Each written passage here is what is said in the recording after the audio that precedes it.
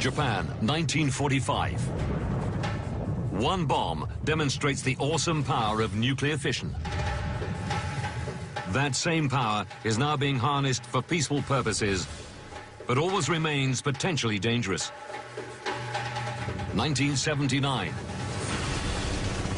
An accident at 3 Mile Island in Pennsylvania sends thousands fleeing. 1986. An explosion and full meltdown at Chernobyl in Ukraine causes panic across Europe. Nuclear plants worldwide were supposed to be getting safer. But in 2011, the Fukushima nuclear facility is first rocked by an earthquake. Then, a massive tsunami. Japan is about to enter another radiation nightmare, while the world is reminded of its double-edged pact with the atom.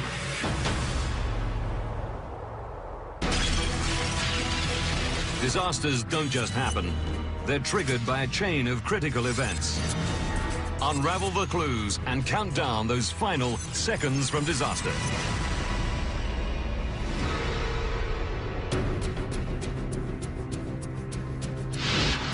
Northern Japan, March the 11th, 2011.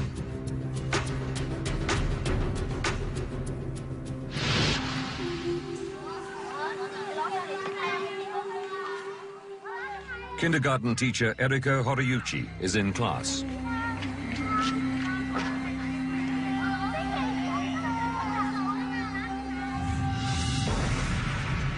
The room begins to shake. The tremors were enormous and went on for ages. Stuff had been thrown all over the room.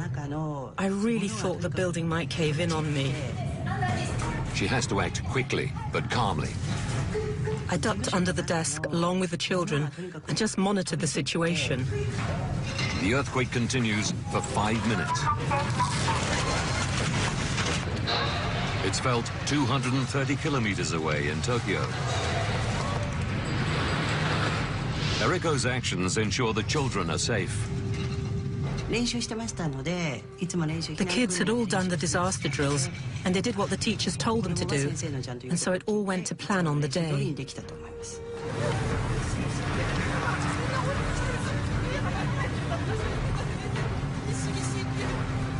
Skyscrapers shake,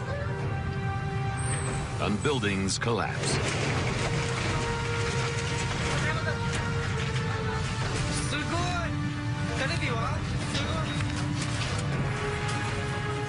The Japanese Meteorological Agency measures the quake at magnitude 9.0.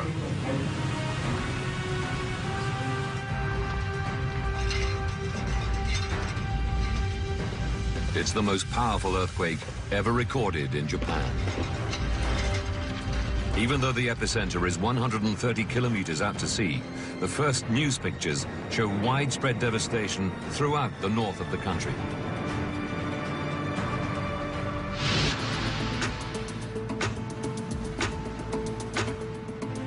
In central Tokyo, communications expert Kenichi Shimomura hurries to the Prime Minister's underground crisis center. The quake is so big, it's clear there's going to be a serious humanitarian disaster. The government hastily convenes an emergency meeting. Because of the enormity of the disaster, my instinct was that the central government had to take its own initiative to act, rather than waiting for local governments.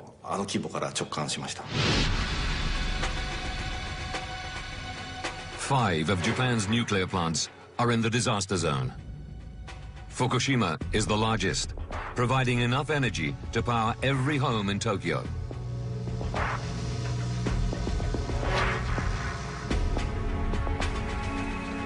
The Prime Minister's team has no direct link to the power plants. All information from the plant operator, TEPCO, filters through the government's nuclear regulator, run by Yoshinori Moriyama.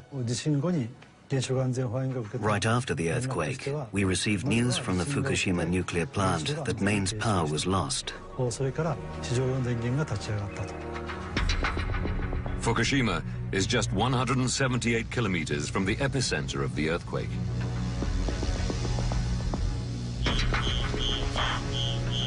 At the first sign of tremors, the plant goes into scram mode. A controlled shutdown is underway. The power station appears to have suffered only minor damage. But the earthquake has destroyed key power lines which feed the plant.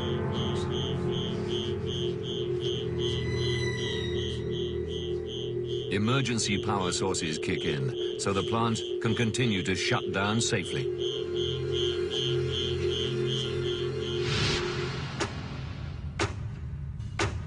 (2:55 p.m.)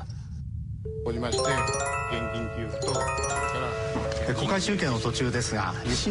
tsunami warning is broadcast to the nation. All of the northern Pacific Ocean is now on alert, including the Fukushima power station.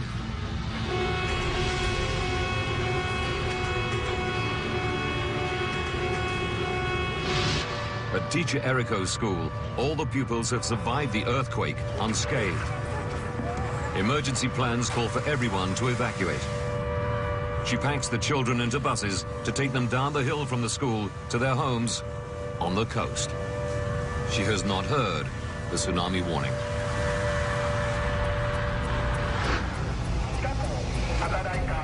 At Fukushima, the workers are also evacuated.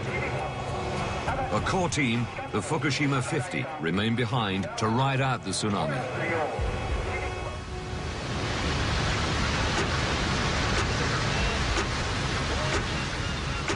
All along the Japanese coast, live news cameras relay images of the tsunami racing towards land.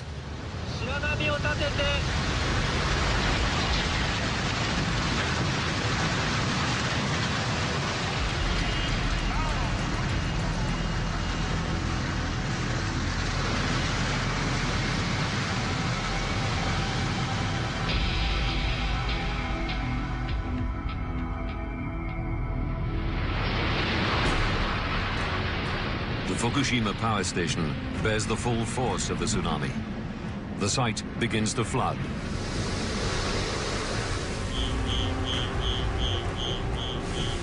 Almost all power is lost.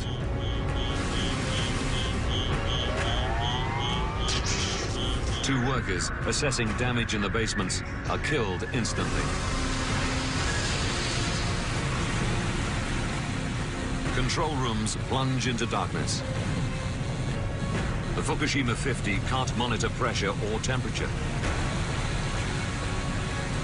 Worse, the cooling systems have failed. Teacher Eriko is worried. She may have sent the children to their deaths. The bus route was along the coastline, so I was worried sick that it might have been washed away by the tsunami.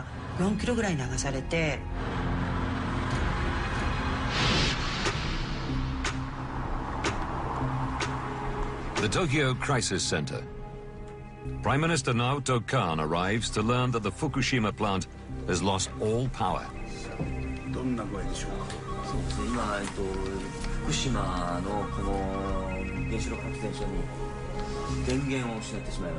Nuclear experts are drafted in to brief the Prime Minister.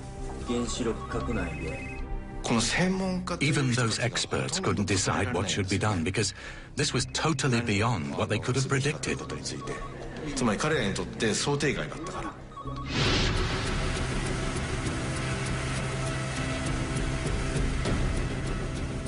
Plant managers are desperate to cool their nuclear reactors. They need power.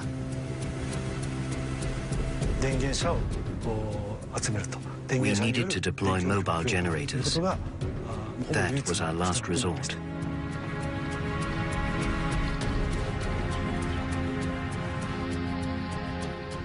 Roads around the power station are severely damaged. Transporting the generators is almost impossible.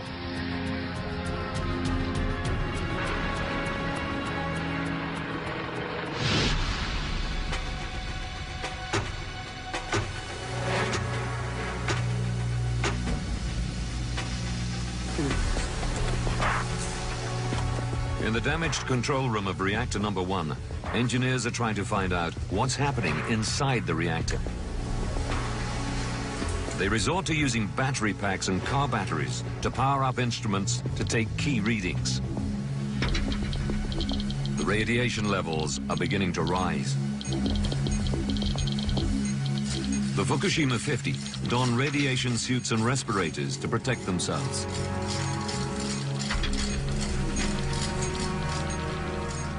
Their instruments reveal that pressure is rising inside the reactor. They must find a way to bring the pressure down.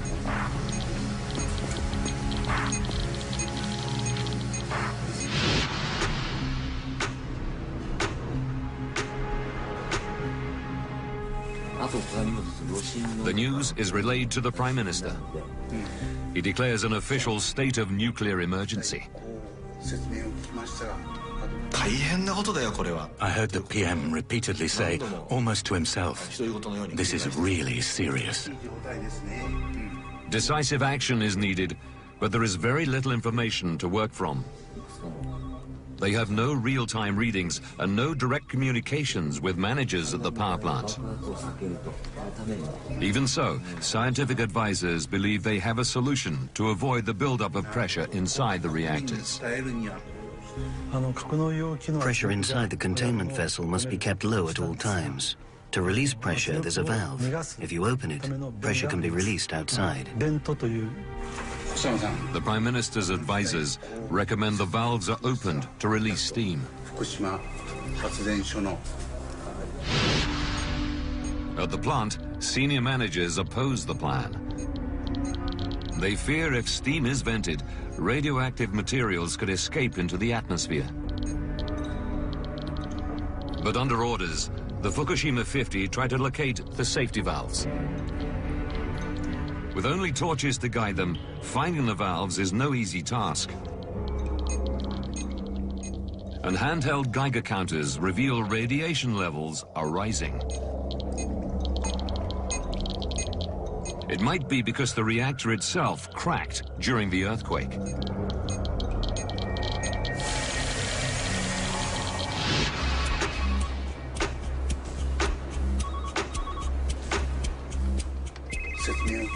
The Prime Minister receives more bad news.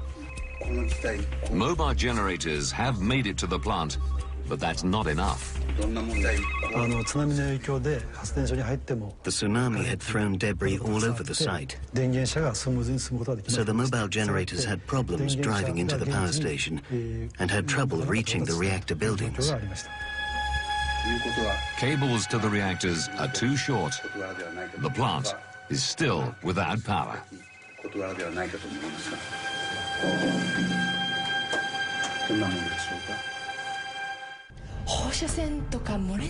8 kilometers from the Fukushima plant, Eriko Horiyuchi and her husband are getting anxious. There were rumors about radiation leaking and that the power station was in trouble. From then on, I started to feel uneasy. Local officials will not confirm the reports. Eriko's Swiss husband, Dominique, uncovers information through international news agencies. I still had contact to the internet, and I started reading foreign papers, and they were a little bit more explicit about the disaster. Then my wife told me that somebody was whispering about a problem at the power plant, and then we decided to leave early in the morning. The roads were cracked, so we didn't know how we could get out. We decided to wait until 5 a.m. to leave. Navigating damaged roads in the dark would be too dangerous. Eriko and her family choose to wait until dawn.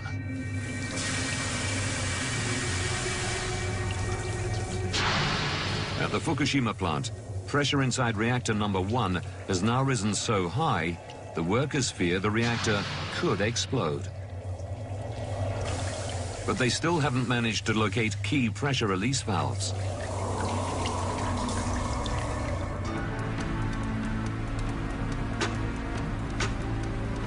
Saturday, March the 12th. At their home, 8 kilometers from the Fukushima nuclear plant, Eriko and her husband evacuate. We decided to get as far as possible from the power plant.